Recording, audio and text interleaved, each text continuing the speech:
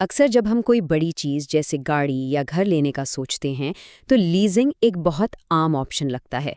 لیکن کیا ساری لیزنگ ایک جیسی ہوتی ہیں؟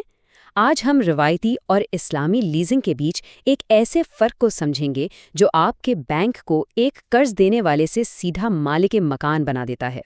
چلیں ایک بہت ہی سادہ سی صورتحال سے شروع کرتے ہیں۔ فرض کریں کہ ہمیں ایک نئی گاڑی چاہیے لیکن ہم پوری قیمت ایک ساتھ نہیں دینا چاہتے، تو ہم بینک کے پاس جاتے ہیں اور لیز کا آپشن چن لیتے ہیں، ہے نا؟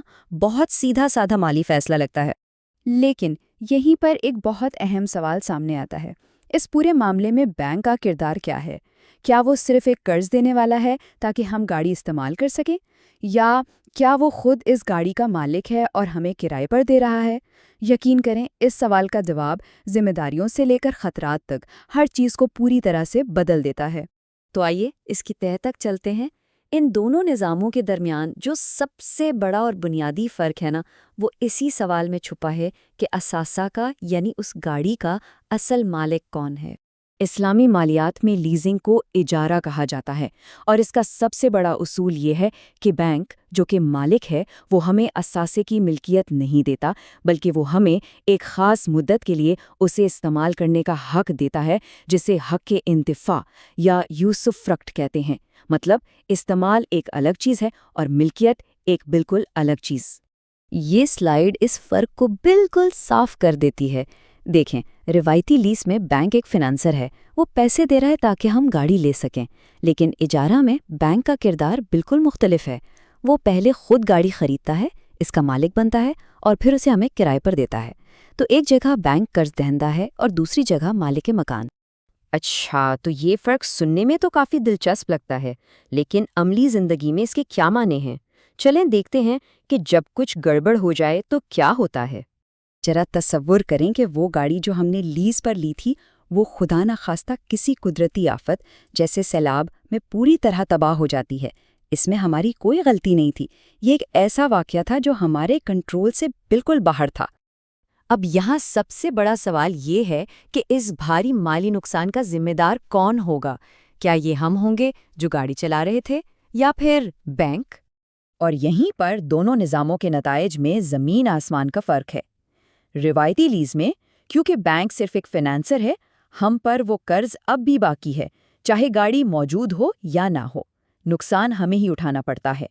لیکن اجارہ میں اصول یہ ہے کہ ملکیت کے ساتھ خطرہ بھی آتا ہے، کیونکہ بینک اثاثے کا اصل مالک ہے تو نقصان بھی وہی برداشت کرتا ہے۔ گاڑی کے تباہ ہوتے ہی لیز کا معاہدہ بھی ختم ہو جاتا ہے۔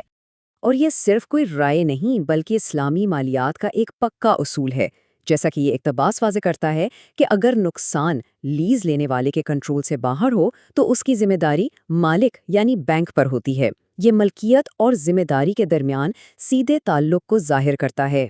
ملکیت کا یہ فرق صرف خطرے تک ہی نہیں رہتا، بلکہ یہ ادائیگیوں اور کرائے کے اصولوں پر بھی بہت گہرا اثر ڈالتا ہے۔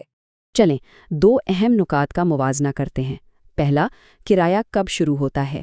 روایتی لیز میں یہ رقم کی ادائیگی کے ساتھ ہی شروع ہو سکتا ہے، لیکن اجارہ میں کرایہ صرف تب شروع ہو سکتا ہے جب اثاثہ ہمارے استعمال کے لیے ہمیں مل جائے۔ دوسرا، دیر سے ادائیگی پر کیا ہوتا ہے؟ روایتی نظام میں سود پر مبنی جرمانہ لگتا ہے، اجارہ میں یہ منع ہے کیونکہ اسے ربا یعنی سود سمجھا جاتا ہے۔ تو اس کے پیچھے منطق کیا ہے؟ بہت سادہ۔ اجارہ میں کرایہ اثاثے کے استعمال کا معاوضہ ہے۔ اگر ہم اثاثہ استعمال ہی نہیں کر رہے تو کرایہ نہیں لیا جا سکتا۔ اسی طرح جب ایک بار کرایہ واجب الادا ہو جاتا ہے تو وہ ایک قرض بن جاتا ہے، اور اسلامی اصولوں کے مطابق قرض پر کوئی بھی اضافی رقم وصول کرنا ہی سود ہے، جس سے سختی سے منع کیا گیا ہے۔ اب آگے بڑھتے ہیں اور یہ دیکھتے ہیں کہ جب لیز کی مدت ختم ہوتی ہے تو کیا ہوتا ہے اور معاہدے کو کیسے ختم کیا جاتا ہے۔ یہ ایک اور بہت بڑا فرق ہے۔ روایتی لیز کے معاہدوں میں اکثر بینک کو یہ اختیار ہوتا ہے کہ وہ اپنی مرضی سے یک طرفہ طور پر معاہدہ ختم کر دے، لیکن اجارہ ایک عقد لازم ہے، یعنی ایک پکا اور دو طرفہ معاہدہ۔ اسے کوئی بھی ایک فریق باہمی رضامندی کے بغیر ختم نہیں کر سکتا۔ ہاں، اگر دوسری طرف سے شرائط کی خلاف ورزی ہو تو اور بات ہے۔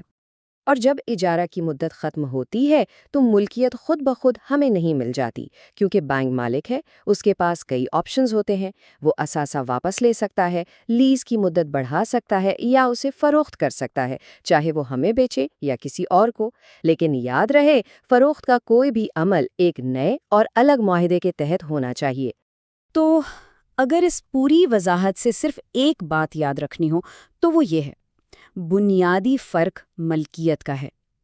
کون مالک ہے؟ یہی وہ سوال ہے جو خطرے، کرائے اور معاہدے کی تمام شرائط کا طے کرتا ہے۔ آئیے جلدی سے اہم نکات کو دہرا لیتے ہیں۔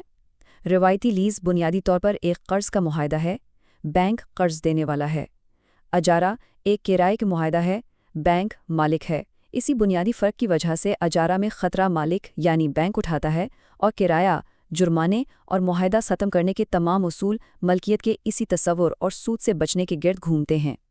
اور ہم آپ کو اس سوال کے ساتھ چھوڑ جاتے ہیں کہ اگر ہر مالی لین دین اسی اصول پر مبنی ہو کہ خطرہ ہمیشہ ملکیت کے ساتھ جڑا رہے، تو ہمارا مالیاتی نظام کیسا نظر آئے گا؟ اس پر ضرور سوچئے گا۔